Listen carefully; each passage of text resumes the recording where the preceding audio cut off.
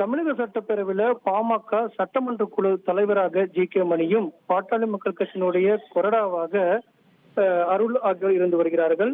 இன்று சட்டப்பேரவை செயலரை சந்தித்து மனு அளித்திருக்கிறார்கள். எம்எல்ஏக்கள் சதாசிவம், வெங்கடேசன், சிவக்குமார் கூட்டாக மனு அளித்து சட்டமன்ற குழு தலைவரான ஜி.கே. மணியை மாற்ற வேண்டும், கொறடாவை மாற்ற வேண்டும் என்ற மனுவை கொடுத்திருக்கிறார்கள். தமிழக சட்டப்பேரவை அடுத்த மாதம் 14ஆம் தேதி கூடுகிறது. ஏற்கனவே கொறடாவை மாற்ற மனு கொடுத்திருந்தார்கள். அந்த அடிப்படையில சட்டப்பேரவை செயலகம் இதுவரை அந்த மனு மீது எந்த விதமான நடவடிக்கையும் எடுக்கவில்லை. தற்போது சட்டப்பேரவையினுடைய கூட்டத்தொடர் அடுத்த மாதம் தொடங்க உள்ள நிலையில பாட்டாளி மக்கள் கட்சியினுடைய சட்டமன்ற குழு தலைவராக இருக்கக்கூடிய ஜி.கே. மணியை மாற்றி தங்கள் தரப்பில் இருக்கக்கூடிய ஒருவரை அதற்கு நியமிக்க வேண்டும் அப்படிங்கிறதும், ஏற்கனவே அருள் பாமகவுடைய சட்டமன்ற கொறடாவாக இருக்கக்கூடிய அவரையும் மாற்றி தங்கள் தரப்பினுடைய சிவக்குமார் அவரை கொறடாவாக அறிவிக்க வேண்டும் என்பது மனுவாக கொடுத்திருக்கிறார்கள்.